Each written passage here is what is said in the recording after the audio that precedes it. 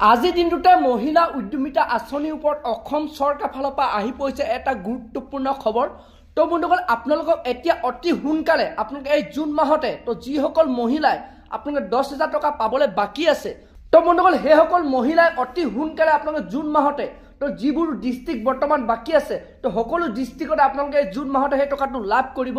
কিন্তু বন্ধুসকল মহিলা উদ্যমিতা আঁচনিৰ ওপৰত অসম চৰকাৰ ফালৰ পৰা আহি পৰিছে এটা গুৰুত্বপূৰ্ণ খবৰ। তো যিসকল মহিলাই এই টকাটো লাভ কৰিব, তো বন্ধুসকল আপোনালোকে এই টকাটো লাভ কৰিব হলে তো আপোনাৰ বেংকত গৈ আপোনালোকে দুটা কাম কৰিব লাগিব।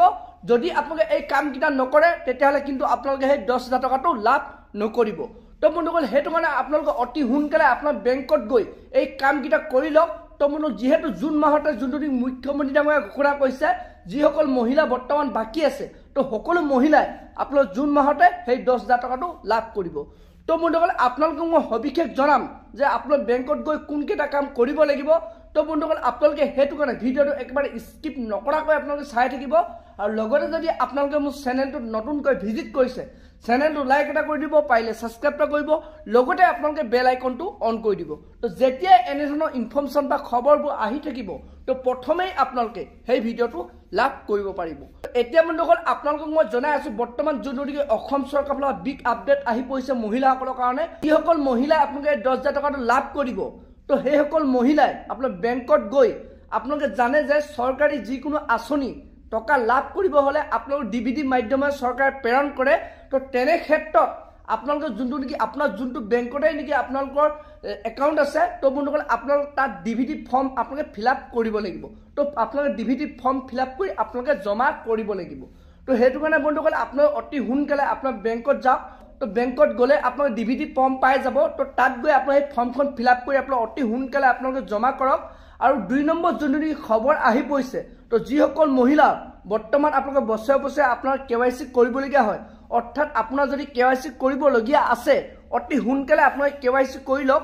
তো বন্ধু যিসকল লোকৰ বেংক একাউণ্টৰ লগত আধাৰ কাৰ্ড লিংক কৰিবলগীয়া হয়, বছৰে বছৰে কিছুমান বেংকত আপোনাৰ লিংক কৰিবলগীয়া হয়, তেনে ক্ষেত্ৰত যদি আপোনাৰ বেংক একাউণ্টৰ আধাৰ কাৰ্ডৰ লগত লিংক নাই তো তেতিয়া বন্ধুসকল আপোনাক কিন্তু এই টকাটো লাভ নকৰিব। আৰু যোনটো নেকি বৰ্তমান খবৰ আহিছে তো বন্ধুসকল আপোনালোকৰ যদি এনেধৰণৰ কিছুমান প্ৰব্লেম থাকে তো বেংক একাউণ্টত তো তেতিয়াহ'লে যদি আপোনালোকে সেই টকাটো লাভ নকৰে কিন্তু পাছত আপোনাৰ চৰকাৰক কোনো আপোনাক কমপ্লেইন বা আপোনালোক জগৰীয়া কৰিব নোৱাৰিব, অভিযোগ কৰিব নোৱাৰিব।